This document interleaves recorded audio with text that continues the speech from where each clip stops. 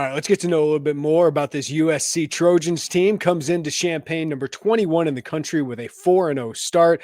Let's bring in Ryan Abraham. USCfootball.com does a great job covering the Trojans and feeling different about the teams we cover. I think coming into this one, Ryan, with USC taking care of business in Big Ten play so far against Purdue and Michigan State. Meanwhile, Illinois just gets steamrolled by Indiana. But let's focus on the Trojans. How good, like how legit is this 4-0 start? How enthused are people about this start for USC?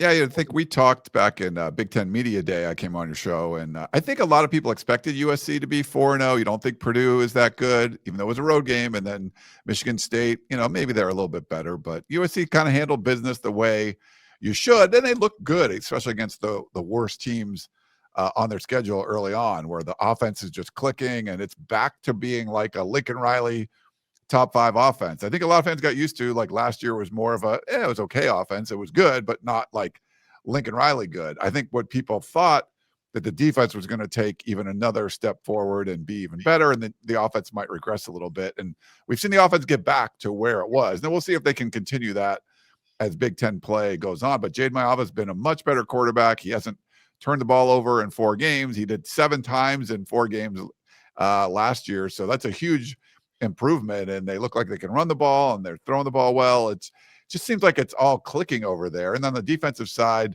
they were fundamentally sound last year, and I think they've lost a little bit of that this year, but they're making the big negative plays that they didn't last year, leading the nation in sacks. So I think fans are pretty excited the way this team is sort of shaping out. It's the DNA of a Lincoln Riley team. If you're going to be good, I think you have to be elite on offense, and it looks like this team has that potential. Listen, you just got to turn on the NFL every Sunday and see the Lincoln Riley quarterbacks that develop, including around here. We're excited about what Caleb Williams did the other day. Baker Mayfield, so fun to watch. Jalen Hurts, Kyler Murray. But Jayden Maiava has taken a huge step, you talked about, in his second year as a quarterback. What has made him an effective, I would call it, point guard of this USC offense, because there's so much skill, so much speed around him. What's made him so effective so far? Yeah, I think he's become a better leader. I think everyone looks to him. They look up to him, and he's like the guy he's the Pied Piper. He's going to lead you to the promised land. I don't think it was the case last year. He was sort of thrust into that role, 4 games, left in the season. And I thought he did a pretty good job. And there was so much hit or miss. It was just really high ceiling and really low floor. And now you have the whole off season. And we thought Lincoln Riley might go out and try to grab another transfer from somewhere and maybe replace Jayden Maiava, but he didn't do it. And I think he felt confident that he could be the guy.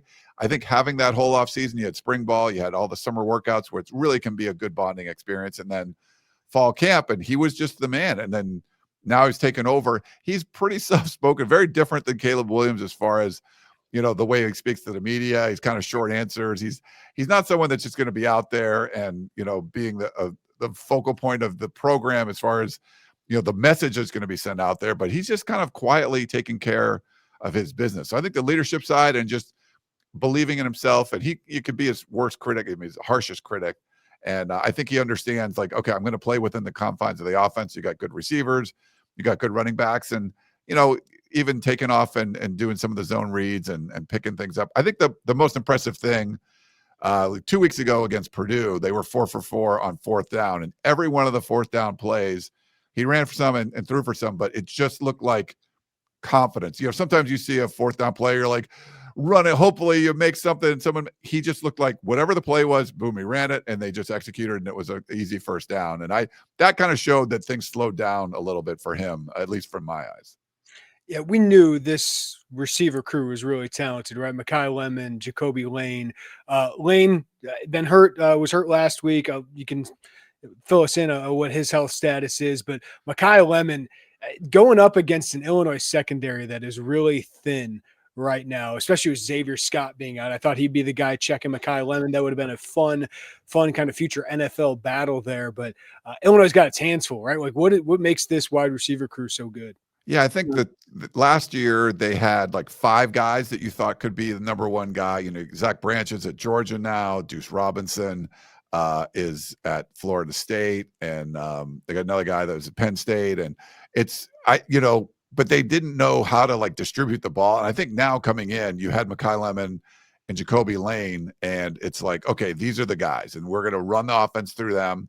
We weren't sure what it was going to look like without Lane last week, and the offense still obviously worked really well. I'm not sure. We're not getting any more updates from Lincoln Riley as far as his status. It's going to be whatever the status report comes out as. I'm guessing he's probably not going to be in there for this one, so that should help a little bit on the Illini side. But they've had guys step up. Tanook Hines, a true freshman, he caught his first touchdown against Michigan State, and Jaden Richardson came in, and I thought he did a really nice job. He got his bell rung in the end zone on one play and still came out there and played. But Lemon is like, he's going to be the dude. Like, he just catches balls in space. He finds openings and zones. And when he gets the ball, he just does crazy stuff. And, if there's any sort of opening or if somebody's taking a bad angle, he's a dude that can take advantage of that. And, but I think Lane, being this big body with a big catch radius, can be sort of like a security blanket for a quarterback. So it'll be interesting if he's not in there, it should help out a little bit, but their tight ends have emerged. They had 0 tight end touchdowns last year, and I think they've had 4 or 5 so far this year. So I think those guys can be, and they're using a lot more 2 tight end sets. In the last game with Lane out, they actually used a lot of 2 running back sets with Wayman Jordan and Eli Sanders. So it's an offense that can kind of beat you a lot of different ways, and they'll certainly put some pressure on a secondary, like you said, that's a little banged up. They're at least try. I mean, they got the weapons to do that. They're going to force someone to tackle, and they couldn't tackle Indiana last week, who has a good wide receiver crew, but this one might even be tougher to tackle. But what really concerns me, the running backs are good. I don't know if you guys thought Wayman Jordan out of JUCO would be this good right away. He's scary. Eli Sanders has some speed. So what is coming at Illinois with that rushing attack? Yeah, I think Sanders out of New Mexico last year, I think a lot of people liked him. And then, we've seen flashes of that speed, and they've used him quite a bit. But Wayman Jordan is interesting. Like, when, he won the equivalent of the JC Heisman last year, and USC's, if they've done anything well the last 4 years, it's been bringing in transfer running backs from Travis Dye and Austin Jones. And then they bring Marshawn Lloyd. And then last year, Woody Marks was the MVP of the team.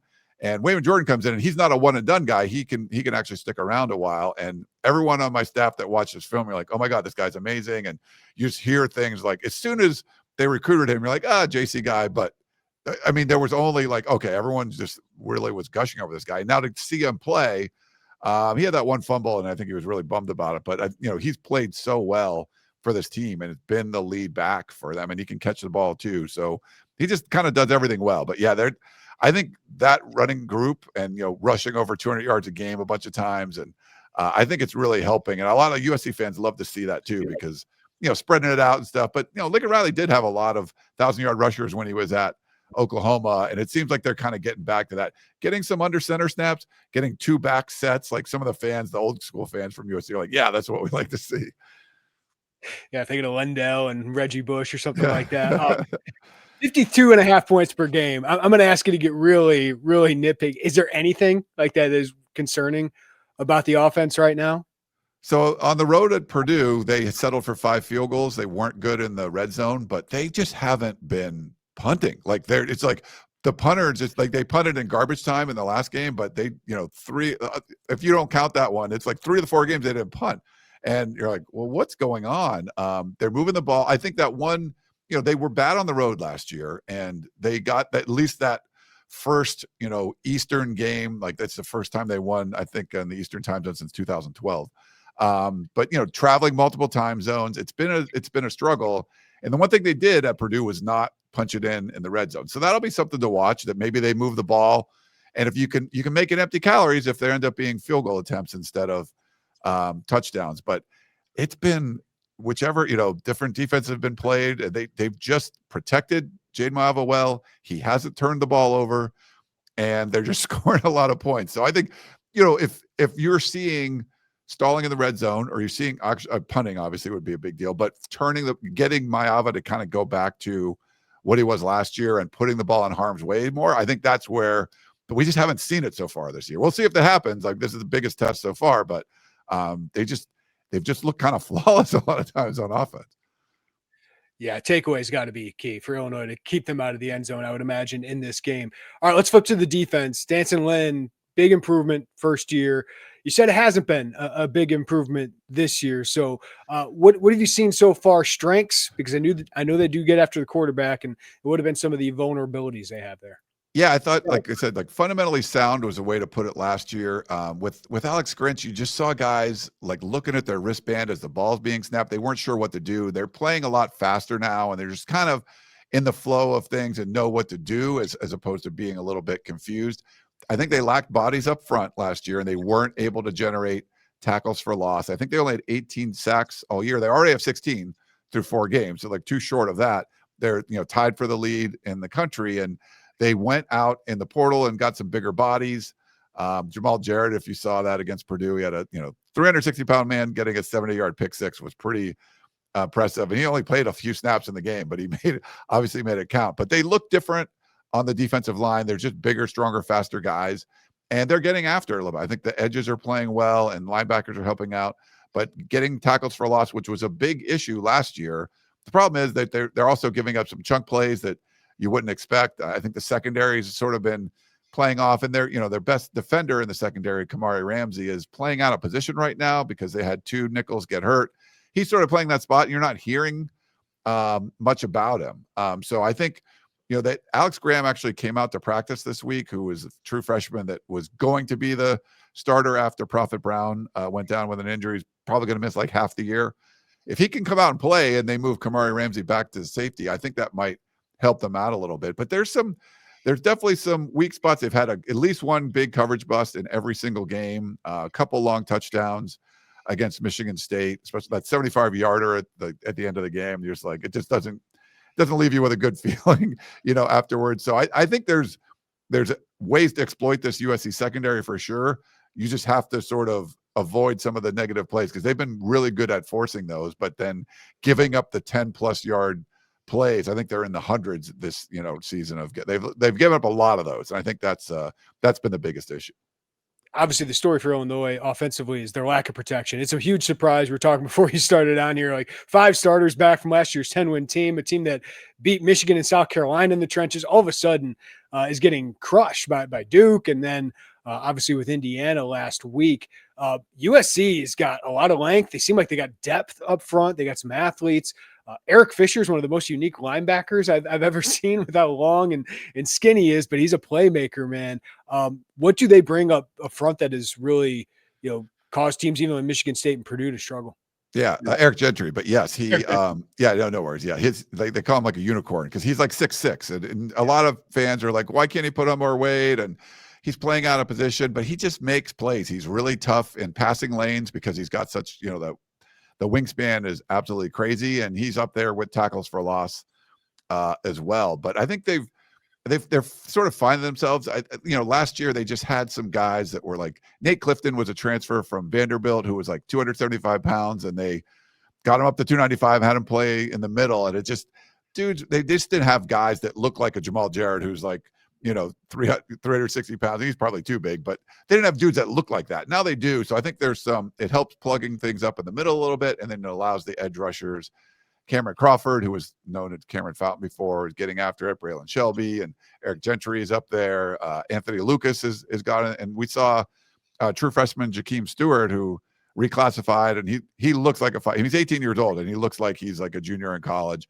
His first play of the game against Michigan State, my partner, Connor Morissette, asked me, has Jakeem Stewart played yet? And I'm like, I don't think so. And they're like, look, he just came on the field. I put the binoculars on him, and he like timed the snap, hit the mesh point, like hit the running back before he even like got the ball, and just tackled for a loss. Like as soon as he came in, you're like, wow, that's pretty impressive. So that's like that 5-star kind of talent you don't see often.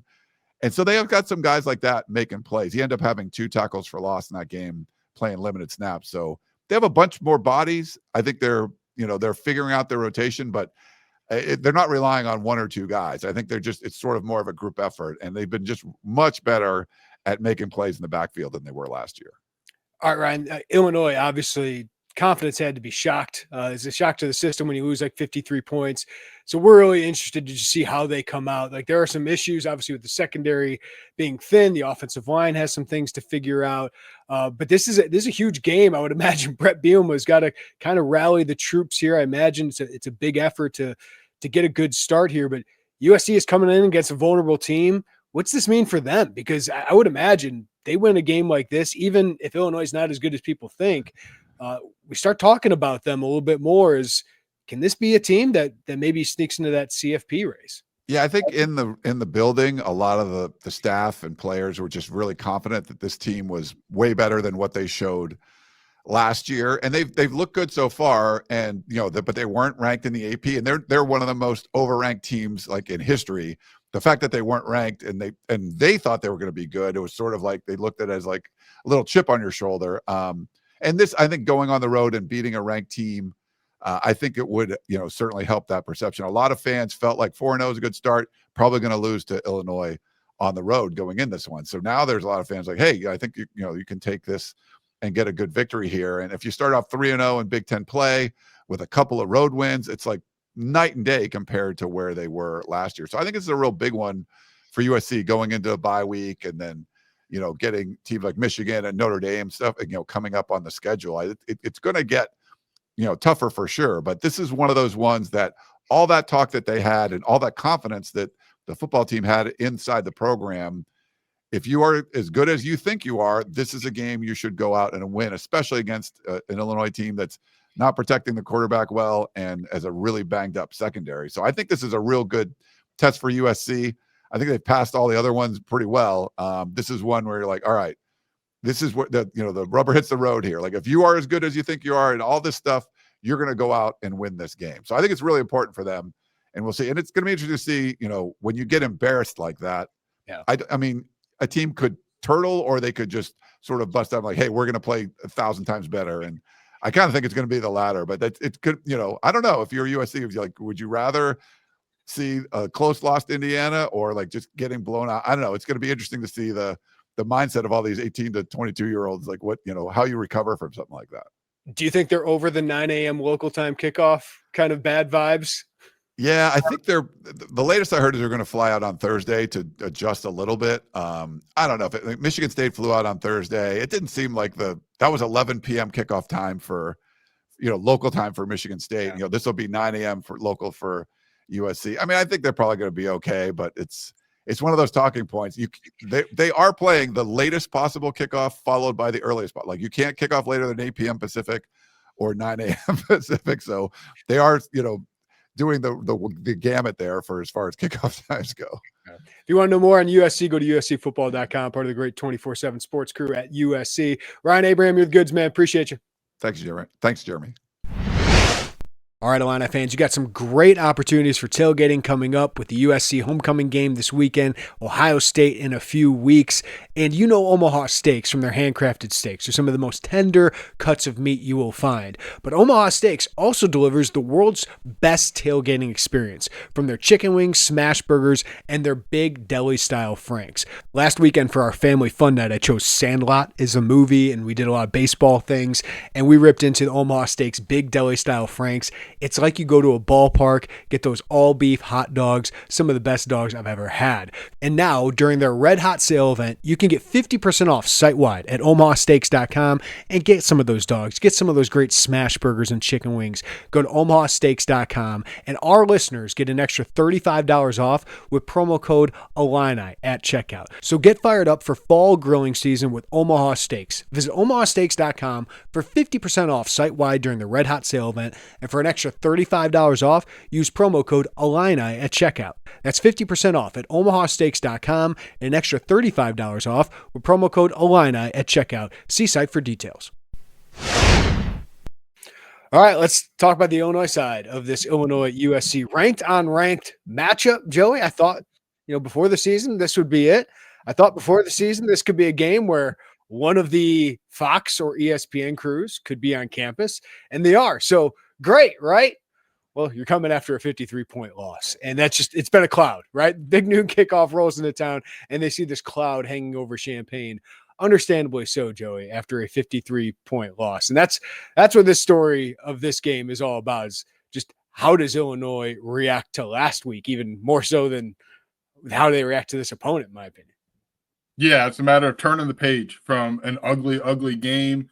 We've heard the messaging. We'll get into the messaging, Jeremy, from the Illinois side of things this week. Probably not the ideal game to put your program on major display coming after that loss, but it is what it is, right? And Brett Bielema is as good as anybody, and trying to spin things in a way that doesn't make it look as panicked in Champaign. I haven't really truly gotten the sense of panic from Illinois. There's obviously things they need to correct, things they need to address, things they need to talk about this week. But yeah, big noon kickoff is here. Maybe a little bit of a cloud over it, and Illinois got a chance to come out and really flip the script here. Yeah, just so people know, they start the show at 9 a.m. Of course, Rob Stone's the host, analyst Mark Ingram, Matt Leinart, Urban Meyer, Brady Quinn. Then you got the Barstool crew with David Portnoy here, Chris the Bear Felica, everyone knows him from the game day days, and Tom Rinaldi, fantastic reporter, will be there as well. Grange Grove opens at 7 a.m. for the 11 a.m. kickoff.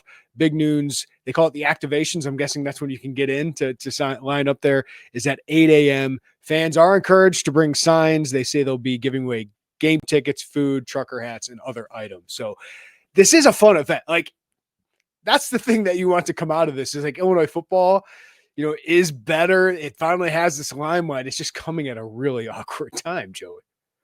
Yeah, this is designed to be a cool event. I do think, in fairness, it will deliver, right? Yeah. I don't think it's going to be a totally empty bag. I think Illinois fans will deliver in this, but you just wish this would have been a week ago, or you wish this maybe would have been in a month of November. That lines up a little bit better from a scheduling standpoint, but it's here, and I'm sure Brett Bielema is using all of this in his pocket this week with his coaches, with his players. And I don't know if motivation is the right word. I don't know that you knew. I think motivation in college football is a little probably overhyped. The motivation is you're trying to make some money, you're making money, and you want to make more, and you want to win games. But I'm sure Brett Bielema's got this in his pocket. Yeah, and it's a great opportunity. It could be a fantastic day to start off with them. And if you get out of this with a win, all of a sudden you recalibrate the season yet again, going into a game against Purdue that looks very winnable. Ohio State comes to town a couple weeks from now, shoot your shot there, and then you go on the road to Washington and see what happens. But a 4-1 start is what a lot of people would have projected, I think, for this team. So if you can find a way, it's just USC is pretty good too, and they got a lot of playmakers, and they're going to force you in that secondary, which is a little thin, to work. Joey, you asked Brett Bielema today most of the questions about the injuries, and he provided a little bit of an injury update. So what can he tell us there? Yeah, I asked him specifically if everybody in the secondary, short of Xavier Scott, who had surgery in Houston yesterday on what I believe is an ankle injury, he seems to sound like everybody is available. I think we, as a podcast, as people who listen to this podcast consume, let's see what the 9 a.m. report says. But he said Jaheim Clark, who is, let's be honest, this conversation about Jaheim Clark has been brewing in terms of getting him back for weeks. At this point, he said he practiced a little bit Tuesday, Wednesday, full practice. Today, Matthew Bailey back out there. That is massive. That is absolutely enormous. Miles Scott, no questions about him. That ejection happened in the first half. Matt Krasevich back. Less specific in terms of Jaheim Clark, or in terms of Caleb Patterson and Torrey Cox. Sounded like there was optimism on Monday regarding those two. So I think my takeaway is, if there's exactly as described by Brett Bielema today, you've dodged a major bullet leaving Bloomington. Again, 9 a.m. Saturday morning is going to be the thing that I cling to. It is very encouraging, even if Matthew Bailey is not like full go. He's going through the concussion protocol, but he seems like he's moving around and he is fine. And, the fact that he's back at practice, that Brett Bielema said, that's a very encouraging thing for one of the most important players on your defense. We'll talk more about. He's your most important player in your secondary now without Xavier Scott, and it's not close. Yeah, him and Miles, just because Miles can line you up. Miles is the brains of that. So to have both those guys back after not having them for parts of Indiana is really, really important. Caleb Patterson, I still got to see on Saturday morning. I mean, when you walk off crutches and a boot on his leg. Now, a lot of those things can be precautionary, just, not wanting it to get any worse as he's standing or putting weight on it. But I still got to see bumped that. Into.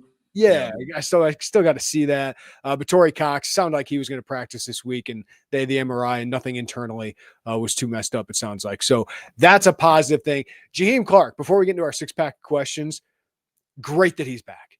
Great that he's back finally, because he was one of the guys that I thought could be a real breakout star of a secondary that I thought at corner needed maybe somebody to elevate. Like, because we know Torrey Cox and Caleb Patterson can be serviceable players, can help you, can be a part of a winning team.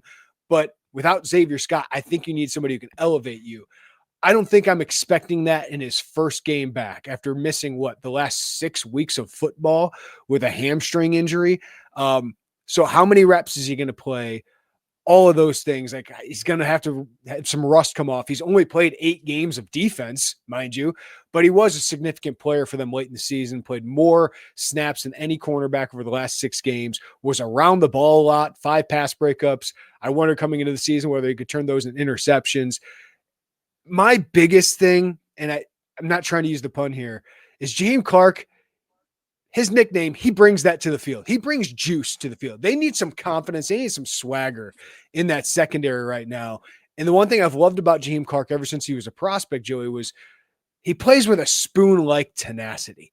Like Devin Witherspoon was a phenomenal football player, phenomenal athlete, great studier of the game as well. But Jaheim just brings that kind of tenacity to the defense, plays with his hair on fire. And I think they need somebody to just bring some confidence. And if he's fully healthy, man, just to maybe bring a healthy body back there as well. So even if it's half the defensive snaps, that would be so significant, I think, just to bring somebody in fresh. Yeah, a couple things to unpack there. I'm with you. I do think from what we know in terms of his limited availability, obviously up until this point, to temper maybe a little bit of like this, Jaheim Clark's a good player. This is not going to, he alone is not going to save the secondary against USC. I think back to remember in basketball when Luke Goody, Luke Goody's going to come back, and this isn't a shot at Luke Goody because he is a valuable and was a valuable piece to that rotation. But it's like, okay, there is rust. Returning from injury takes time. There's an acclimation process. Best case scenario, you avoid a lot of that, but there's always going to be some. So I don't want to put the weight of the secondary on the return of Juice Clark. I think that's fair to him, right? I think he can be a big help, but I don't think the whole thing is going to change overnight because he returns this game. I do think big picture, it's important to have him back. But the thing I'm very curious about, when Illinois got Torrey Cox out of the transfer portal prior to last season, we said we could probably go back in the pod and talked about, hey, is he your nickel? Is he a guy? That's when he played at Ohio. He's obviously not the biggest guy. We've talked about that at absolute length. Can Jaheim Clark's return, either in this game or moving forward without Xavier Scott, does that give you confidence for Torrey Cox, a much more experienced player to this point than Tanner Heckel, to play some of those reps in the nickel? I think that is something I'm very, very curious to monitor moving forward. I'm not saying I think it's going to happen, but there is a door that opens there because that's where we thought Torrey Cox was going to play all along until he's lined up at cornerback prior to the first game last year. Especially going into a game against Mekhi Lemon.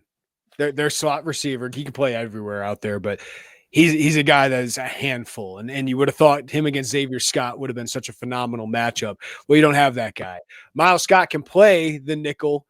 He doesn't have the speed Torrey Cox has to keep up with a guy like Lemon, who's a really speedy guy, really refined route runner. So that's what I'm interested to see is, does that allow you that? Plus, you do get Matt Krasedic back. Brett Bielema said he practiced, so it does give you the flexibility to move Miles Scott around a little bit too. But this is probably the most positive injury update you could get without him saying Caleb Patterson's back too, just to have those bodies, because that was scary. I mean, when Matthew Bailey leaves, Torrey Cox leaves, all those guys, it's a walking wounded in that secondary going into the game against USC.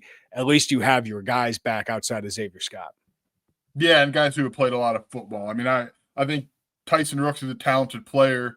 He hasn't played a great deal of cornerback at Illinois. Tyler Strain has. He's a little undersized. I think he can give you moments. But, yeah, the possibility of it not being as bad as it looked and as it felt leaving Bloomington, again, people are going to get tired of hearing it. 9 a.m. Saturday. We'll know a lot more. But in terms of injury updates, this is as good as Illinois could have gotten. Yeah, and as excited as I am about Tanner Heckel, the point stands there too. Just hasn't played a lot of football. Like Xavier Scott, his freshman year, sophomore year, sophomore year was pretty dang good, but his freshman year when he first started getting playing time, there were a lot of growing pains there that helped him Michigan in the long run. Yeah, helped him in the long run, but going up against Mekhi Lemon, Tanner Heckel, there's probably going to be some growing pains. So to have your full complement of players certainly would help. Hey, Jaheim Clark had growing pains the second half against Minnesota a year ago when Xavier Scott went down. So it's part of it. Like I know the development piece, and Illinois, I do think, does a good job of developing corners. You're going against really, really freaking good players, especially with this USC offense. And game reps are game reps, man. It's cliche, but they are meaningful. Brett Bielema has mentioned like some freshmen, whether it's RJ Jones. Very interesting. I wonder if that's a special teams type of look. And he did kind of bring in special teams with that. And Corey Parker in particular has used special teams. You look at Jaheim Clark as an avenue of, hey, if you're jamming them up, jamming their flyer up, that translates to being a cornerback. So that has really been an avenue. It's like, pay attention to where some of these younger guys are on special teams, because that has been a not necessarily a fast track, but an accelerated track to reps in the secondary. Tanner Heckel being another one of those. All right, let's start the 6-pack of questions. We'll get to our picks to click and our bold predictions a little bit later. Number one, Joey, what have you made of the Illini staff's messaging after the Indiana loss? Yeah, unsurprising, right? I mean, I think there's a level of accountability that they've taken and that they needed to take about it not being good enough on either side of the ball. But I understand, as a fan base, you want to hear at times a little more fire, right? A little bit more, anger, whatever the case is. Brett Bielema, in my belief, has very rarely gone up in front of a podium to talk to us. And if you're talking to fans, it's please come here. It's for the most part a message to his team. In a lot of ways, that's what it is. So if your guy, if your head coach is up there sounding the alarms and ringing the bells of chaos, this is like, that's not a good message to have. And if you look at, in particular, Jeremy, the offensive line, right? That's been justifiably a very, very big point of conversation since that Indiana game. The message from them is clear. This is offensive wide. And there's truth to this. We've been talking about that for a month. Running backs have to protect better. Tight ends have to protect better. Barry Lundy has to have better play calls. Luke Altmaier has to get rid of the ball more efficiently at times. The offensive line certainly was very disappointing at Indiana. I just don't think you're going to see this coaching staff zoom in and say, yeah, those guys, I'm telling you, they're the problem here, right? That's just not how this is going to go this week.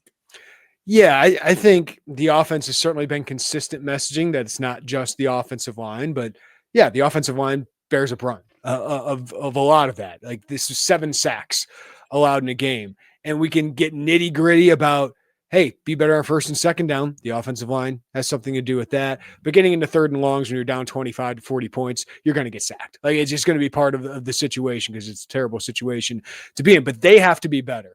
But yeah, they have not wanted to attack that one group. But I think Bielema has struck the line between urgency. The tone is very urgent. We have to make corrections, particularly at his staff. Like, he's really said, hey, as a staff, this has been a really important Sunday. It was a hard Sunday that they got to figure this out. This was unacceptable. They were not prepared. And this is a team that should have belonged at Indiana. I think very highly of Indiana, what Kurt Cignetti are doing, but they just didn't look like they belonged on the same field. And that's been a rarity for Brett Bielema. So the most honest you're going to get Bielema is after a game, right? Right after a game, when those emotions are going. And that's when you're going to get we got issues we need to correct. And he said that. But you and I talked. We knew Monday going up there at the press conference that USC is going to watch all of that.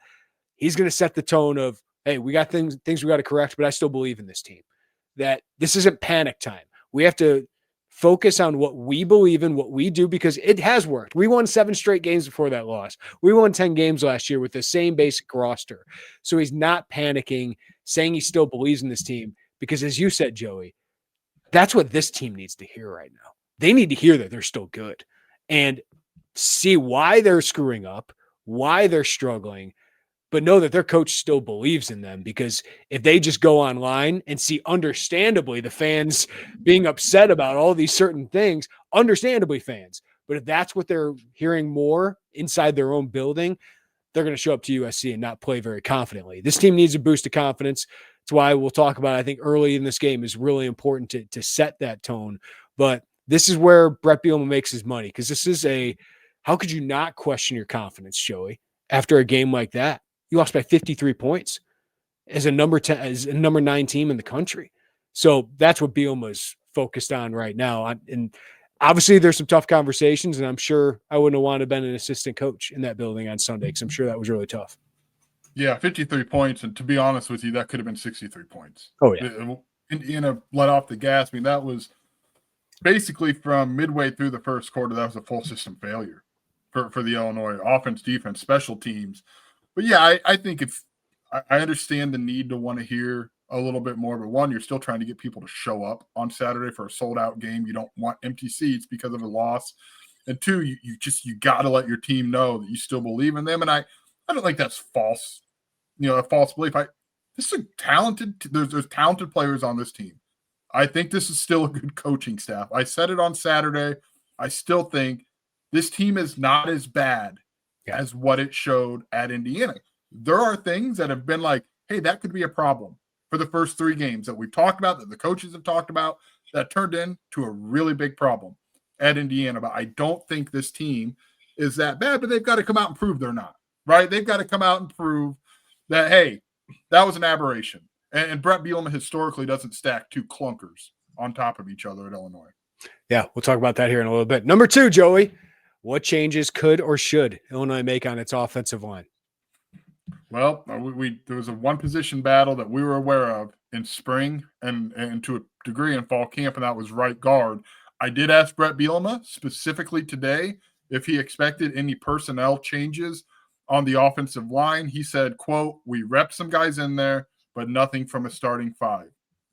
I'm going to reserve that until I see the pregame warmups, because the way this line is played, can you realistically trot out the same starting 5, especially when you know how high they've been of late, in particular on Des Schuster? And is he a guy that has just shown that, hey, things are not great on the offensive line right now? Can Des Schuster give you minimally a different flavor, a different look? Can he go in there? Now, this is USC defensive front is really, really good. And they're nationally one of the best teams in sacks and tackles for a loss. Do you go with the Brandon Hansen? Do you go real crazy and move Melvin Priestley to guard and Des Schuster to right tackle? That feels like a bye week move. That's just so much shuffling for 1 week. But do they make a move at right guard? I think that's fair to wonder, and it's something that we'll be monitoring on Saturday morning. Yeah, the issue is not on the left side. J.C. Davis gave up a couple sacks to Duke, and he's given up 5 pressures on the year, but he's been pretty dang good. Josh Geske's had a really good year. He's been very good. There's moments, of course, you could pick apart, but PFF numbers will show it. The film shows that he's been very good. The problem is the middle and the right side. Josh Kreutz has allowed 10 pressures this year. Teams are attacking him, and they're just overwhelming him with size, athleticism, physicality. But I just don't see that as the move. Your team captain, the guy who calls out protections, is TJ McMillan an upgrade, or is he ready for that? I don't know. Brandon Henderson has been an option at center. He's never repped it in a game. I don't think you're going into a game with USC with anybody but Josh Kreutz as your center. So that would leave right guard, right tackle, which both those guys have struggled. I think Henderson has struggled more than Priestley so far this year, but Priestley, one of my sign guys, has not played up to the level I think anybody has expected him to. So that needs to improve if they make a change. And I agree. I think Schuster, whether it's guard or tackle, could be a guy. Brandon Hansen obviously was the guy who competed too, but does that fix it? I don't know. I don't know if it fixes it, but I'll say this, even if it's not a starter, I think you work some guys in. I think you rotate some guys in, see if Hansen or Schuster give it to you. Now, I bet half the people listening to this podcast, maybe more, Joey, would say, well, the offensive line coach needs to change. I think Brett Bielema has to evaluate the offensive line, certainly in the offseason, about where they want to go, why this hasn't been as good as they wanted to, at least to start season. This is a 3rd straight year. Bart Miller talked about this. Josh Kreutz and Josh Geske talked about this in the summer and the spring. We got to get off to a better start. It's been atrocious again, Joey. Like, there's no excuse for that when you know it's an issue, and you return 5 starters from a 10-win team that was playing good football late last season. So, and if you don't have any other answers personnel-wise, that's a problem after 5 years of recruiting. So it's certainly something they have to evaluate. But in season, you talk about hitting a panic meter. That would be a panic meter, move. And maybe the outside wants to see that after 4 games. I get it, but that would be a panic move. And I don't know, is there anybody else on staff that would be qualified to do that? It's not, I don't know if that option is there. So I get why people are talking about it. It is an issue. They got to correct it. Bielema and Bart Miller, I'm sure, have had tough questions. I'm sure Barry Lunny's been a part of that as well, because he can do a better job here. But I just personally don't think right now, week 4, that's a realistic option for Illinois. I think that's more a long-term thing. Yeah, I'm 100% with you. And I just think there's also, I don't know that you have a note. Like, if you're making a move, you have to have something that you feel is an absolute answer on the other side of that move. You quietly demote Clint Sintum last year because Brett Bielema really believed in Trent Harris and Alex Panos, right? I just don't know. That's a really big message to send in week 4 when you could still win. I know people are going to hear this and say, this is a 6-win team or a 5. No, you can still win a lot of football games. And you can't have that kind of response after something like that. And if nothing gets better, then, you'll see. We'll see what Brett Bielema and Illinois do, but you got to see this through. I do think on the offensive line, I wonder a lot if I think the communication hasn't been very good. No, I mean, that's teams what's are frustrating stunting and pressuring like crazy. You're going to get beat. Like, they're really good players in the Big Ten. You are going to get beat. The communication has been just staggering where the disconnect is right now. So the point I was making was, if this were coming off of an open week, if this is after Ohio State, that's when the first bye week is. Do you really reshuffle, right? Do you try to move Melvin Priestley to guard? Do you try to move Des Schuster to tackle where you've got time to really rep that? You're coming off of a very late game Saturday and an early game Saturday. If you're making any moves, and I do think minimally a rotation is needed, because as you mentioned, the left side you're not touching, Cruz for the reasons you mentioned. If you're going to make a move, it's got to be as seamless as possible, right? In this moment, and maybe you evaluate more post Ohio State. Yeah, I agree with you. Anything else you want to add on that? Because I agree with every last point you said there. There is no, Byron Bell is the assistant offensive line coach. He's been a coach for 2 years. I just don't see that happening right now. No, I don't either. And it's a big week for this offensive line. And that sounds so elementary and so basic, right? But that offensive line, if you can, I'll get to that point. Here's the other thing. They got to bounce back. If you want a positive, they did show second half against Duke what they're capable of. Like, this offensive line was fantastic in the second half against Duke. They were fantastic in the second half against Western Michigan. I just don't know why it takes a half to get there. The leadership's got to step up there. The consistency's got to step up there. The communication, that's the most frustrating thing for me. But this team always has bounced back from bad starts defensively or on the offensive line the last couple of years. I just hate that they keep having to do that. Like, why does that keep happening? So we'll find out. USC does not give you many breaks though, Joey, because it's a really strong defensive front. Yeah, and I do think, just quickly from a play calling standpoint, and this might overlap with later on, but one of the things that encouraged me was they did come out passing to set up the run. It's like the ideas are, the quick hitters are there. It's just when you fall behind in the manner in which Illinois fell behind as quickly as it did, Indiana got a chance to pin its ears back and just go. Yeah. Right. And then you saw some of that pile up and things really got out of hand from there. So I'm fascinated to see what this group looks like and how that message, when you have the personalities in that room that you have. Josh Cruz is tough as shit, right? Melvin Priestley is tough as shit. I don't think they've, like, if you want to bet on people who are going to respond to a week where they've been under the gun a little bit, I would bet on those two. The problem is that defensive front at USC is pretty freaking good. Yeah. Number 3, what changes, if any, does Aaron Henry need to make on defense, Joey, after giving up 63 points? I guess it was 56 for them, but it could have been more. Yeah. What sweeping changes exist out there, right? I think I'd like to continue to see more Malachi Hood. The speed that he has, I would really, really like to see more of him. The other one we touched on, if Jaheim Clark is able to give you a high volume of snaps, or even in the volume of snaps he's able to give you, can Torrey Cox play that nickel spot effectively? Do you like that look? Is Caleb Patterson available at the other corner spot? I think at this point, the question we should have is how available is Caleb Patterson to really make some of those moves in the secondary. But I don't, this isn't like the offense where like, okay, you can replace right guard in the instance we just talked about. I don't really know what sweeping personnel changes you can make schematically. You probably want to play some more zone against USC because I don't think you're going to get man is not going to probably go very well for Illinois and against the speed that USC has. So personnel-wise, I don't know that one's there, but you probably got to really lean into your zone defense here this week. That's what I had. They've been pretty 50-50. Obviously, 2022, they're like 75% man coverage, which is insane. They've been going more towards 50-50 the last couple years. Probably got to go a little bit more than that. But we'll talk about what else they need to do when they do zone coverage. But I also think like you're seeing Indiana, you see Duke do these things where you don't know where the pressure's coming from. Illinois, you kind of know where the front four or the front three is definitely pressuring.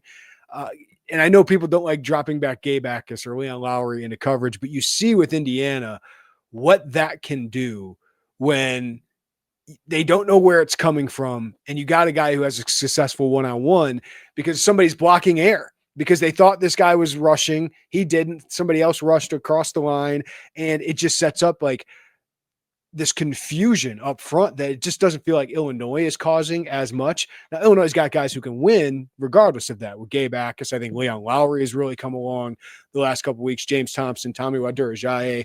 Like, I think the defensive front has played pretty well, but I just think some of those exotic things where Matthew Bailey's blitz and Dylan Rosiak's a good blitzer, Malachi Hood, I just think it's got to get a little bit more exotic here so teams don't know exactly where that pressure is coming from. But again, it's weird because the Indiana game got so out of hand so quick that you really couldn't do any of these things, Joe. Like there's just, the game got out of hand so that the offense had to pass and Indiana just obviously ran the ball a lot, but you had to try and keep things in front of you and then you just weren't able to tackle. So we'll see, but this is can't have a repeat of last week, and USC's offense is capable of doing that to you.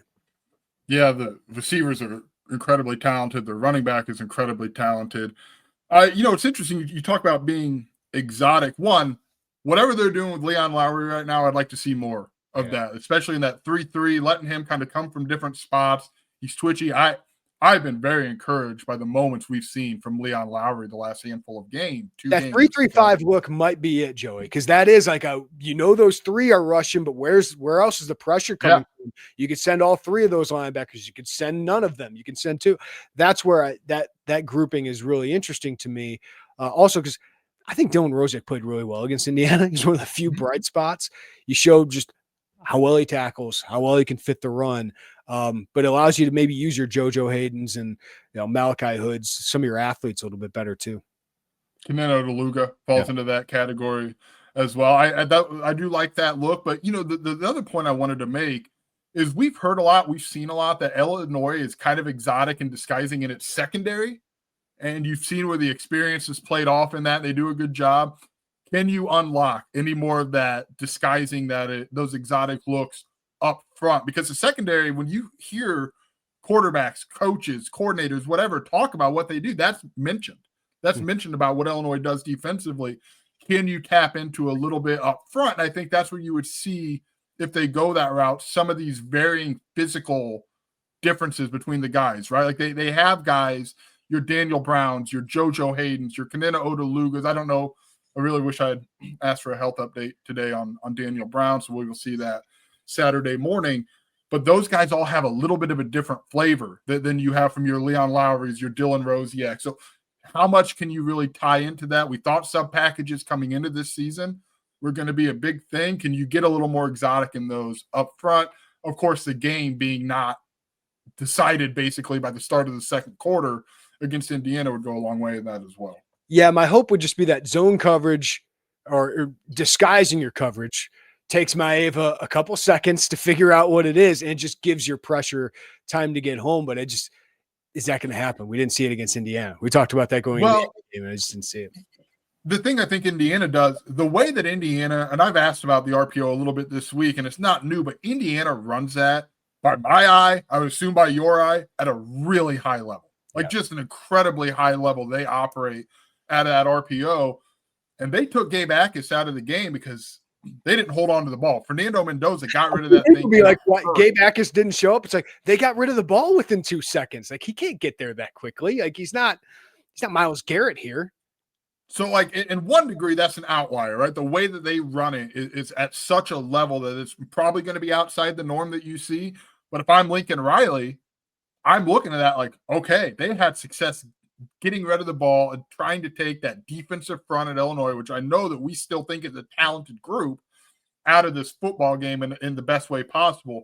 You got to stop the run too, though, right? You got to force them into some of those third and longer, kind of the opposite of the question I asked Barry Lunny about the quick passes, which is basically 3rd and 8. A quick pass doesn't get you anywhere, right? It gets you to 3rd and 4, 3rd and 3. If you got to try to contain this USC run game to give them a chance, that they've got to let some things develop, which would let Gabe Akis, James Thompson, Alec Bryant, Leon Lowry get a chance to truly get home. But if you allow them to play ahead of it, to be able to operate in those quick games, you're taking probably your best defensive player out of it because there's just no time for Gabe to get back there.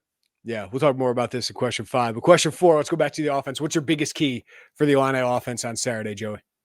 This is the most elementary thing I'm ever going to say. Protect your quarterback. I know, like, that's not X's and O's, very rich, right? But Luke Altmaier's good at this. He is good at this. USC is susceptible to giving up yardage. You have got to keep that really, really, Brett Bielema called him pretty, USC defensive front out of your quarterback's hair and let Luke Altmaier try to get to a receiver group that I think is really coming into its own. I liked what I've seen of Hudson Clement, Colin Dixon. We've talked about Hank Beatty. Give him a chance to move that football and keep him upright. Probably got to run it. You definitely have to run it better than you ran against Indiana. But if Luke Altmaier's got the ball and got time to deliver it, I feel good about where Illinois is. You're just kind of looking at a thing USC does really well, and you've not done really well through 4 games in protecting your quarterback. Yeah, you're right. I mean, Justin Bowick back too. Yep. Really encouraging first 2 games from him. Get him back involved. Gives you just that big option you didn't have against Indiana there.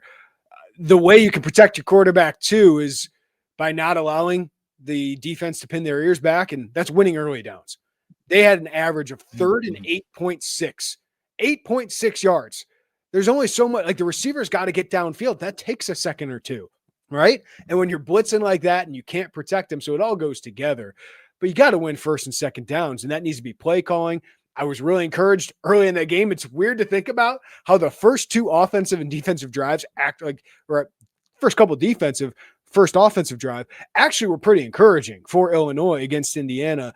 They got a couple first downs on offense.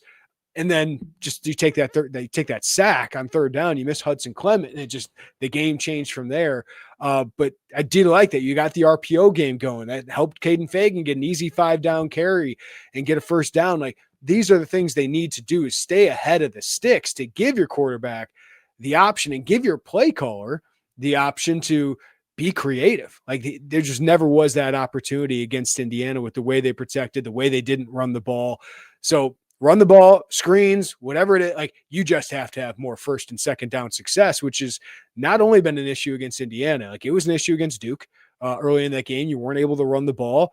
The screen game has had a couple moments, Joey, but I thought it was going to be a way bigger part of this offense with Hank Beatty and Colin Dixon, just finding a way to get into 3rd and 3, 3rd and 4, 2nd and 6, instead of just being 2nd and 10. 3rd and 9, like that's just not a winning recipe. So they got to win early downs in this game.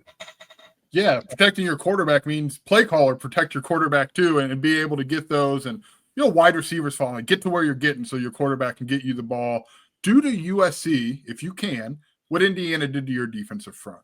Try to take those guys out of the game. Now, it's a big task, right? I mean, it's a big task to do it to Illinois, and Indiana did it.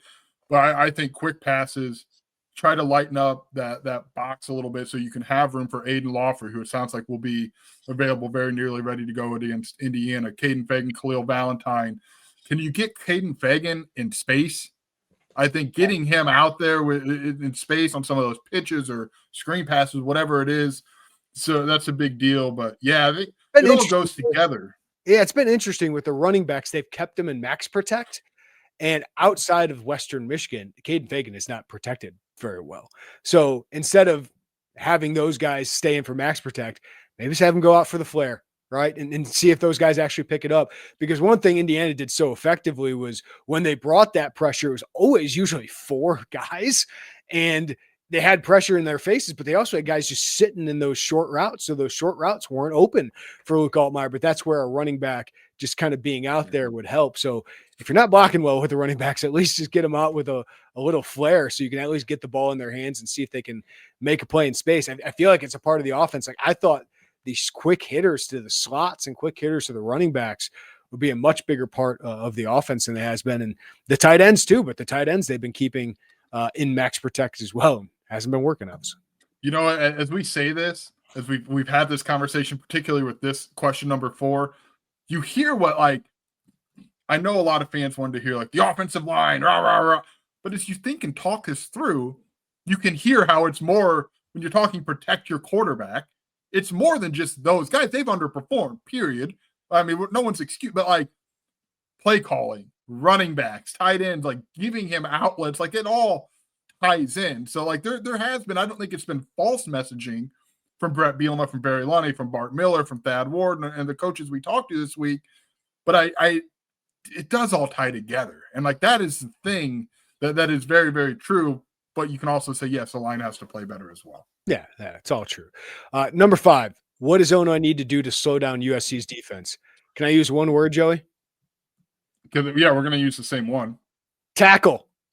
Yes. I had written down 3 times, so I don't know if I get a win on that. But tackle. I like if you're going to play zone coverage, you're going to give up some yards, right? You're going to give up some of those short passes, but you better tackle when it happens.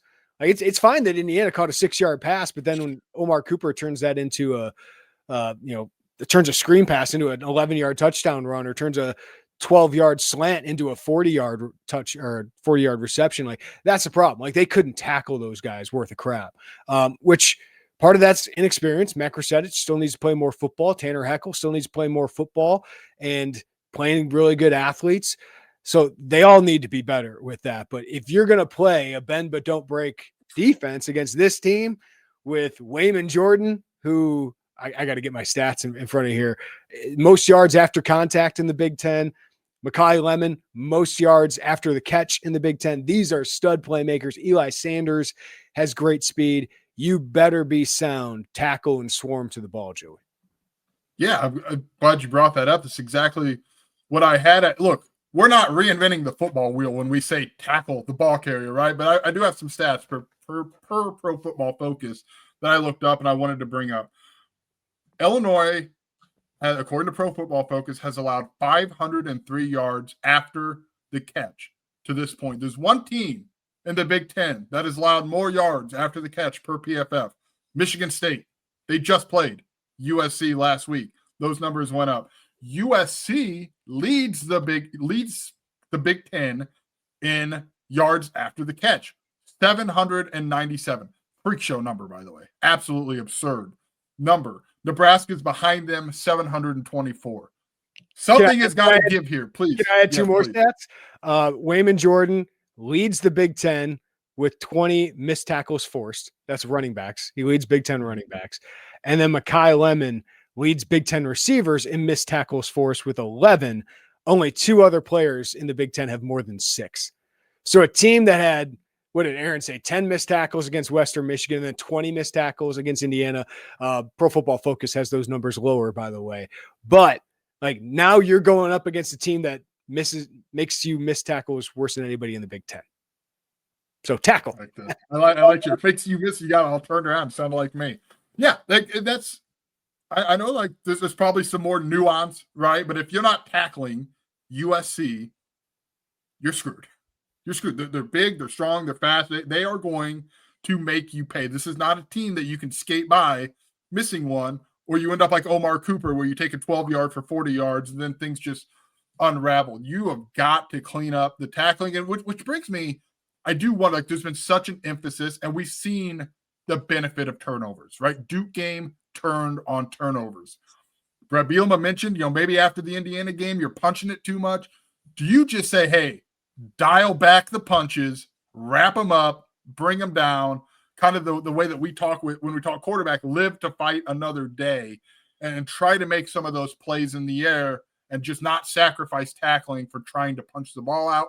I don't know, because I do think you have to force some turnovers against the USC team. That's what I was about to say is if you're the first guy there, yes. If you're the second guy there, like if you know this guy's going to get wrapped up, like, and you're the second guy there, if you're Matt Bailey, you go and punch that ball, right? If you're Miles Scott, you go and punch that ball because you're going to need some takeaways to keep this team under 30. I just don't see the defense, what we've seen, the secondary with what it is, and most importantly, USC with what they are. This is a great offense with great skill. You aren't as skilled as that. Like they're better in space than you are. So you're going to have to force some takeaways at some point. But if you're the first guy there, I agree with you, Joey. You got to wrap up. Like that's the most important thing. And then somebody else who comes in punches that ball loose. But they're going to have to force. I mean, they have one interception, Illinois, this year. And Duke was a great takeaway game. Have they had a takeaway since then? No, haven't had a takeaway in the last two games. So that's got to change. We started watching Beep. This is a little off. You don't watch Beep. No. She always goes in and she asks the secretary, "President call?" No. And no. They force a takeaway? No. Really didn't. I did real quickly. By the way, my wife and I, as we're on the side, we watched the first 3 episodes of The Paper yesterday. Oh, intrigued. I'm intrigued. Okay. The newspaper thing has me right. It's got me in on it. I still got to see You're a sucker for newspapers and fall weather, buddy. That's what we know of you. Man. So the newspaper angle has me hooked a little bit. Some characters I'm a little annoyed with, but some of them I'm intrigued by. So I'm at least intrigued. I'm going to give the season definitely the full go. All right, I might jump in on that tomorrow. Back to what people really want to hear, I would imagine. I did ask Corey Parker, Illinois defensive backs coach, what makes USC so effective at forcing missed tackles and yards after the catch. And I'll have this in a story tomorrow up on the website. But to summarize it, which kind of got me thinking about your point for the second guy, USC and Lincoln Riley, goodness gracious. It's been a long day, man. Lincoln Riley, they spread you out. So you're not bunched where you have the guy you're covering on a receiver, and then very closely over, you have another defensive back. You are spread out. So for that second guy to get there is going to take a second, right? Like that is what makes this offense a challenge, is a missed tackle. You don't really usually, Miles Scott is going to come into play here, and I will save that for in a moment. You don't usually have that defender right there. It's why they take these missed tackles for extended yards, right? So I want to know how Illinois is a zone to do that, right? We try to get as many defensive backs as close to that area as possible, but that would be the hard part for that secondary guy coming in to force a tackle. He's just probably not going to be very close the way that they design this offense. All right, let's get into the question number 6. We got to give a source of optimism, Joey. What's a source of optimism heading into this matchup? Illinois is number 23 in the country. They did beat Duke, and Duke had a nice win last week. Was it over NC State, right? Yeah. So correct. What's the source of optimism you got? Yeah, the head coach at Illinois. I believe you and I had the same answer, by the way. This feels like a Brett Bielema moment, right? Everyone thinks you're terrible. Everyone thinks you're a 5-6 win team. You just got absolutely punked in a huge atmosphere. They don't stack these. I am going to quote our friend Trevor Valise. I got a list here. Then we don't. Trevor gets no credit. Jeremy, please read your list. No, Trevor started all this, but I went back and looked over it myself this morning. So shout out Trevor Valise. Also, send me this. I'm going to need it for Friday's final word. Gotcha. Brett Bielema after bad losses. 2021, they lost 42-14 at Virginia. Came back. They had a 17-10 lead on Maryland with 5 minutes left. Bielema did not have a strong 5 minutes to end that game. Just didn't trust their offense at the time. Ended up losing that game. But still, it was a nice response because that was a good Maryland team. 2021, 24-0 loss to Wisconsin. It was worse than that. It felt like a 60-0 loss. Just completely owned the line of scrimmage. I think Illinois had the ball for 15 minutes in that game. They came back the next week, 1-8 overtimes at Penn State. 2021, disappointing loss to Rutgers that next week. Then they went and followed with a win at Minnesota, who I think was ranked in the coaches poll at the time. 2022. That was the Troy Polamalu over there guy, right? From PJ Fleck talking about Sidney Brown. that. Talking about Sydney. 2022, disappointing 31-24 loss at Purdue that cost you a Big Ten championship game. You led in the fourth quarter, number 3 Michigan, and probably should have won that game. I thought Illinois outplayed Michigan for that game. 2023, 20-7 loss to Nebraska. I thought was one of the worst performances of the Brett Bielema era. You bounced back with a 27-24 win at a good Maryland team on the road. And then you had a 25-21 loss to Wisconsin. We know how that one went when Johnny Newton got tossed out. You bounced back for a big win at Minnesota. John Paddock and Isaiah Williams with the heroics there, but I thought you were mostly the better team that day. There are exceptions to this rule. I want to point out, you followed the 2023 Kansas game with a butt whooping to Penn State. You were just outmatched in that game. You followed the 44-19 loss at Purdue. That was embarrassing with the loss to Nebraska in 2023. And last year you followed that loss at Oregon with a loss to Minnesota at home, right? So it's not foolproof, but usually, more often than not, your worst loss is Bielema does come back with a game that is at least way better quality of play. Absolutely. And he does a good job. We talked about the messaging, making that messaging trickle down to his staff, to his players. But I think he also asked some hard stuff of his staff and his players. And he's very ready to pivot on things, right? He's ready to make moves as moves need to be made, whether that's personnel, schematically, however you need to go about it. It's why, the way Brett Bielema goes about things is why 63-10 was so far off the radar of virtually anybody outside of what I've come to know is the state of Indiana. They were very confident going into that game. Anyone watching college football, that's just not like the game plans are sound with Brett Bielema. He's good at pushing the right buttons. That's why that was so surprising, because that's not been in the cards for him. But the rebound has more times than not been better. And that's what gives me confidence. Is he is going to have this team not folding, not quitting, not letting that loss linger forever. It's going to hurt. It's supposed to hurt. I think he knows the way to use that hurt over the course of a week of practice. So he has earned the benefit of the doubt. Does that mean it's a guaranteed win? Heck no. Heck no, it doesn't. But he has earned the benefit of the doubt to make me believe that he could be an advantage for him, to his team, to roll in there and be ready. Yeah, and this will be, I think, USC's toughest opponent. Like, maybe it's closer to Michigan State than we would have thought for Illinois, but I still think they're a better team than that team. So I just don't expect that to happen again. I do expect the offense to bounce back here. I think it's too good with Luke Altmaier running the ship there. I think they'll have bounced back. Just defensively, can you make plays against an elite offense right now in the country? That's going to be the biggest question. So let's get to our picks to click, Joey. Offensively, let's go over last week. You had Hudson Clement. I had Hank Beatty. Neither of those hit. On defense, you had Tomu Adirjai. I had Leon Lowry.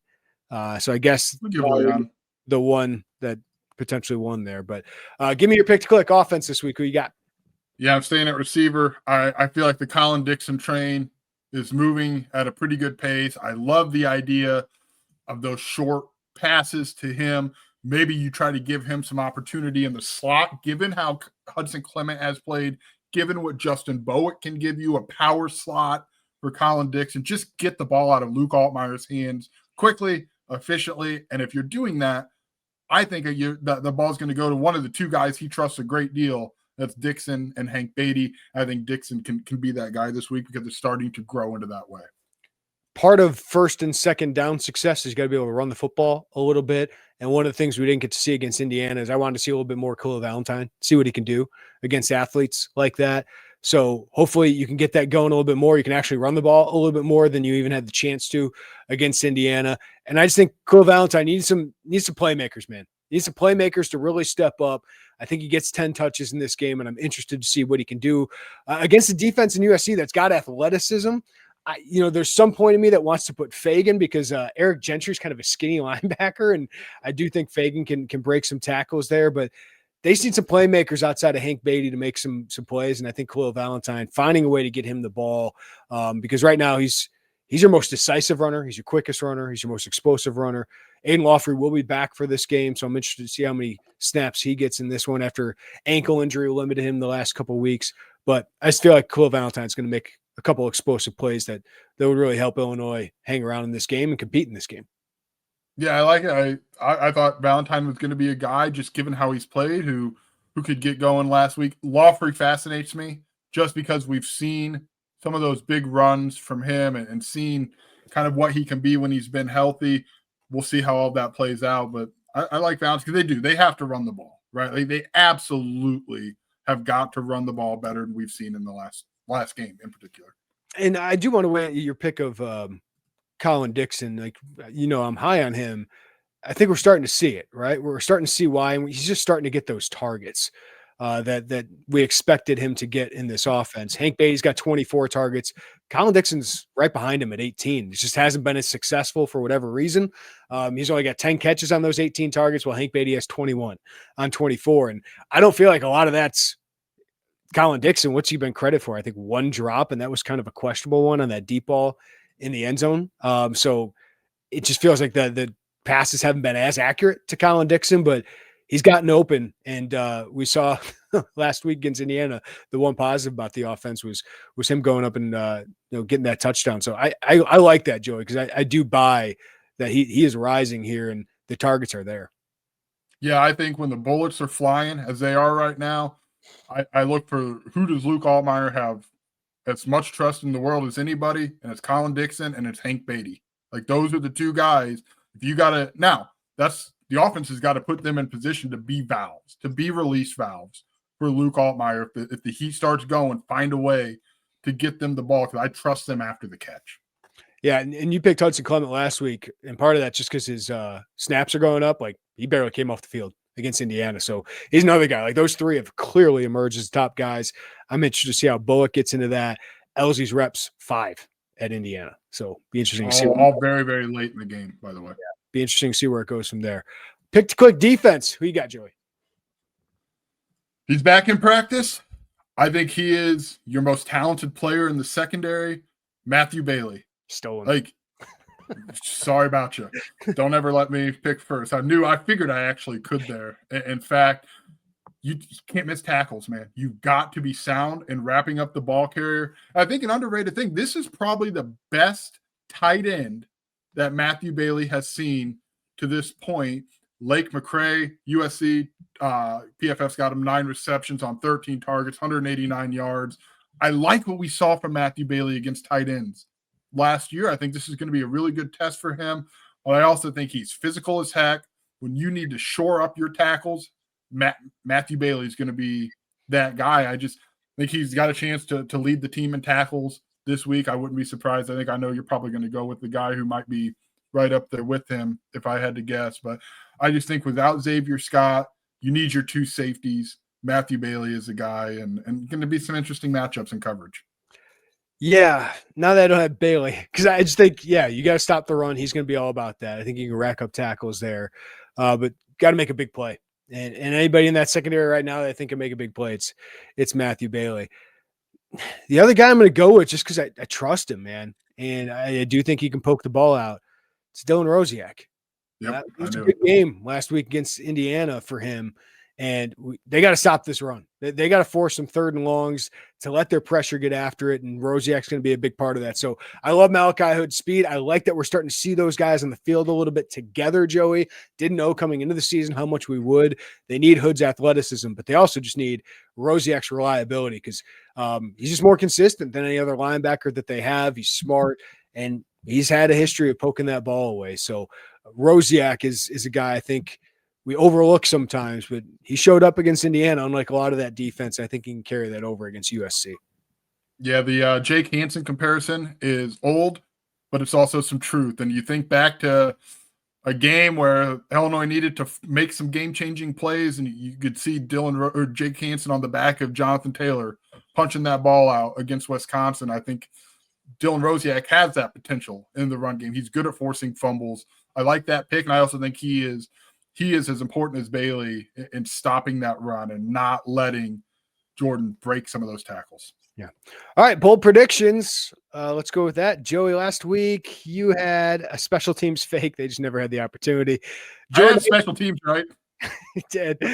Jordan Anderson receiving touchdown is what I picked for the offense. Never got in the red zone. It's just crazy. Never 4 on the other side of the 50. Absurd. Yeah, 4 plays across the 50-yard line. Oh, man. Defense, you had Torrey Cox interception. Obviously didn't happen. I had Matt Krasevich big plays. Unfortunately, probably a big tackle. So that's probably – or a missed tackle. So that's what that ended up being. All right, what do you got? Offense, bold prediction, Joe. We're getting back. Touchdowns are kind of my go-to on these. And Cole Rusk gets to the end zone. I have him as a touchdown.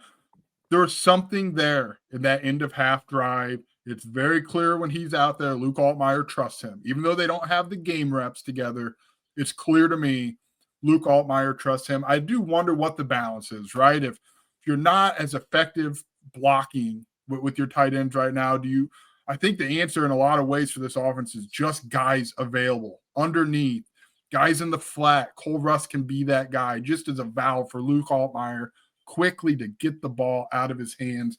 I think maybe I'm just going to buy the idea that the end of that first half against Indiana may have helped unlock something in Cole Rusk. And obviously I know the quarterback believes in him. One I thought of was Luke Altmaier throwing for more passing yards than Jayden Maiava, but I'm going to go with this. Oh, buddy. I'm going to go with this one instead. Illinois will score a touchdown on its first drive. They haven't done that against a Power 4 team yet this year. This has got to be the best script. This has got to be the best execution the offense has had all year. This drive, it is so important to get some confidence. I think they're going to put so much in scripting out and perfecting this first drive. It's got to execute. They need to get some confidence in that stadium. They need to get some confidence in their defense. It has to happen. So I'm expecting Bielema's staff, Lonnie's best on this first drive. And I do wonder, Joey, if they win the toss. I was going to ask you that. Do they take the ball? It is so unlike Bielema. He almost always defers. He said against Western Michigan he wanted to do it just to get that experience. But I don't think he will because it's just his philosophy. I would think about it. Because if USC goes down and scores on the first drive, I just don't know. You could backfire because your offense could go 3 and out, give up a sack, and all of a sudden you're like, oh no, here we go again. But if I'm him, I just want to show some aggression. So I would think about it. So I didn't say he'd take the ball first, but I do think Illinois will come out and have success on the first drive. Where it goes from there, I have no idea. I was going to ask you to double down on that bold prediction because I think there's so much of him that would want to take that ball first. And it kind of is an F you to everyone who was all over this offense, right? Like that is I wondered about that. But I think if he got to actually envision a true double dip into first, beginning of second half, I think that's a hard one for him to want to turn down and that opportunity. All right, defense, what do you got for your bold prediction? Miles Scott, pick 6. Ooh. Game-changing play, maybe a little ticked off that he was thrown out of that last game, but I actually had a little bit of research. Not a great deal. You know me. The Jayden Maiava, a lot of his passes go over the middle. A lot of them now, you got really good players over the middle, but between the numbers, he is 15 of 27 for 438 yards. If you go just from, I think that's beyond the 10 and deep. I told you I had a little dad joke. That's Scottsdale. That's right. No. Oh, no. I was going to say Scottsville, and I'm like, oh, Scottsdale's the place. That's where he is. You get it? I appreciate the dad joke. I appreciate it. I can't believe I embarrassed the corniest person on planet Earth with the dad joke. That's awful. It was so bad. It's good. It's so bad. Oh, that's all you can ask for. You know what? What if he became an ambassador, like an NIL ambassador for the city of Scottsdale because he makes a play in the middle of the field? Then who's going to be laughing, Jeremy? If he had like 2 pick sixes, maybe he could do that. I don't know if it's going to register in Scottsdale, Arizona. Get on the phone, Scottsdale. It's time. I'm sure there's a lot of alums in the Scottsdale area. It's a pretty ritzy area, and Illinois alums do pretty well. But man, don't know about that. I went with Illinois recovers 2 fumbles. 2, Joey. 2, not just 1. Going with 2. That's a pretty bold take because USC's only had 3 turnovers, but they've had 3 fumbles. They've lost 3 of them, and I think as much as tackling needs to be a focus, that second or third guy, they got to be poking at the ball. And if you get around Maiava, he had, I think, 3 fumbles in 4 starts last year. Attack that ball. Gabe Backus and that crew are pretty good at it. So got to got to find a way to get takeaways. I just don't know how many interception opportunities you're going to get. Well, then you don't believe in Scottsdale. I mean, that's very clear to me. I Are don't. your top three candidates to force a fumble Gabe Akis, Matthew Bailey. Matthew Bailey, and Dylan Rosiak? Yeah. Do you have a wild card fumble forcer in there? Oh, the first name that came to mind is crazy. Tyson Rooks. I don't know. I was just thinking that long arm coming across. Go Gadget Rooks. Jaheim Clark would be an interesting one. All right? I kind of like Alec Bryant as an idea on that. Sure. Leon Lowry. Yeah, I like it. I like it. All right. Any final thoughts? No, I got nothing. I've embarrassed you. This fan base, I think we need to see some more football and better football. They need to play better. They need to play better. There's more than justifiable frustration from what happened a week ago. Absolutely. Can you build back good vibes in a loss? Because I think there's a very serious world where they look a lot better and don't win. That's what my prediction will be. I think people will see that. I think they play better. I have no question about that. It can't get worse than what it was at Indiana. Yeah, I believe that. I don't think it can get worse than what we saw. But USC can embarrass you. Like they could run away from you. I don't think that happens though. Whether it's good enough to win, that's where I have the question. Because again, Xavier Scott out, that defense just didn't look like it had a chance. Like you looked slow, you looked inexperienced, which is weird. And you looked outcoached. So Lincoln Riley, no matter what you think of him as head coach, he's a damn good offensive coordinator. He's a damn good quarterback guru. Look at all the guys he's got in the NFL. I think that's what concerns me the most. I do think the offense bounced back. I do think they have opportunities to have a productive day. To answer your question, I don't know if good vibes come back, but I do think competitive vibes come back. Like, okay, this team can win 7 or 8 games. But if you get crushed in this game, I think everyone's sitting there going, all right, they got work to do to get to a bowl game. I think they'll get there. Just with the schedule that they have. And these are 2 of the toughest teams. I mean, Indiana and USC are 2 of the 3 toughest teams you're probably going to play all year. Washington's going to be close in there, I think. But I think you can feel better about the season moving ahead with a loss, but I don't think we feel good. I mean, still a home game against the USC team that wasn't ranked coming into the year. Yeah, I'm with you. I think seeing a more competitive game obviously would go a long way, but I think he's still less panic, but a lot of frustration. You know what I mean? Yeah, and that's not what this year was about. This year wasn't correct. About, the bar has been raised. You win games. You win games against ranked opponents. You win games. Not all of them, but this team, the expectations were higher. So that's why I'd say no. Like you would not get good vibes. I think you could have vibes of, okay, they'll have a respectable winning season. But that was not the goal coming into this year. No, it wasn't the goal. And I think it's obviously the goal coming into this year looks very distant at this point for college football playoff. But now if you win, the vibes are all the way back. Right? All right. Yeah, sure. This would be one of the best wins of Brett Bielema's tenure. USC's a very about like the S&P is really impressive for them. The metrics love them. They have top 12, top 15. So and I think that the win will age well. So yeah, this would be a phenomenal win. Like this would be as good as any win they had last year. I mean, South Carolina was really good, but this would be right up there with that. Obviously the Penn State one in 2021 was different. But this would be up there with one of the best wins they've had. Agreed. It's set up to do it at home and homecoming. It's just, man, USC's good. Yeah, they got a lot of talent. All right, thank you for listening to the Illini Inquirer podcast. Give us a follow, rating, review wherever you get your podcast. If you're watching us on YouTube, hit that like button, subscribe, hit the notifications bell. Joey and I will do our live podcast from Memorial Stadium. Be a mid-afternoon podcast, which will be phenomenal for Joey and I. Well, we'll talk to you after this one, so hit that notifications bell so you're alerted when we go live. But for Joey Wagner, I'm Jeremy Werner. Everybody have a great day. Take care of each other. And we'll talk to you next time right here on the Illini Inquirer podcast.